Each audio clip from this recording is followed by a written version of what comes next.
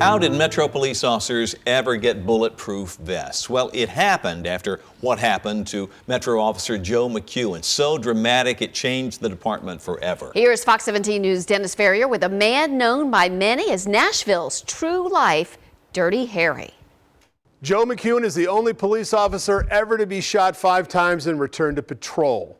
He even got into 2 more shootouts before becoming a living legend at the Nashville Police Training Academy. I said, Lord, this 50 years ago I was laying out in the street, in that wet, nasty street. Life just draining out of me. Man, I just knew I was going to die. 2 men wanted for 30 armed robberies spotted in the Vanderbilt area. Officer Joe McEwen, just out of the training academy, was all by himself, but he didn't hesitate. He said, these guys are dangerous. I said, so am I. Joe found one of them behind a steering wheel of a parked white car. What he didn't know was the other man was behind him in the pitch black night. Pow, pow, pow, pow.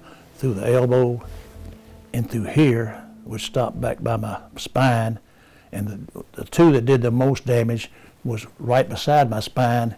It went in my back.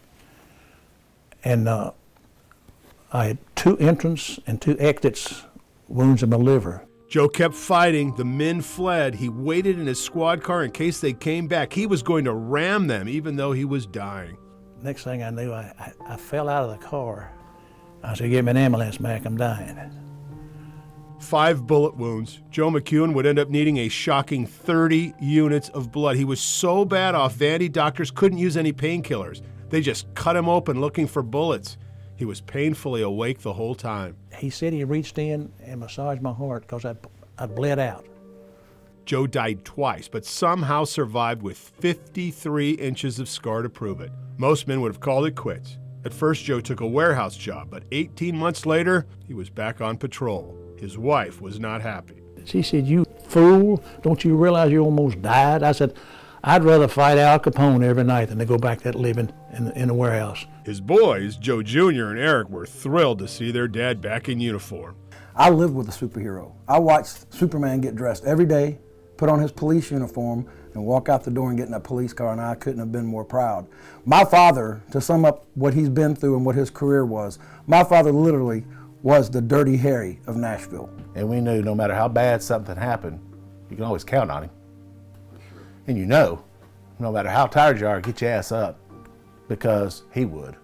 And that legend will continue and carry on. Officer McEwen was not done with life and death encounters. He ran down paroled rapist Willie Clark in Printer's Alley, who had been beating up senior citizens for their retirement checks. And he goes into the parking garage, the guy grabs a hostage. Dad sights in to shoot him because he's got a hostage, but he's like this. Dad sights in to shoot him. He throws the hostage down and dies behind the wall. And that's when the gunfight ensued, and Dad didn't even know he'd shot him, but he ended up shooting him, hit him right here. Another time, Joe shot a man in a gunfight at an impossible distance. I hit a guy at 50 yards in the head with that 6-inch revolver. It's like shooting a rifle. From there, it was on to the police academy, where he spent over a decade teaching young officers how to stay alive. It was actually what he loved most. He even taught a young officer who ended up going pretty far, a cadet named Steve Anderson. Sergeant McEwen had a career that would give most people lifetime PTSD. How in the world did he stay so calm through it all?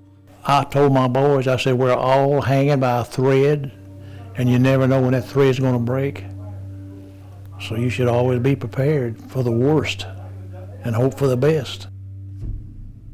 Joe McEwen remembers the license plate number of that white car. He says he will take it to his grave. I'm Dennis Ferrier, Fox 17 News, your Code Red station.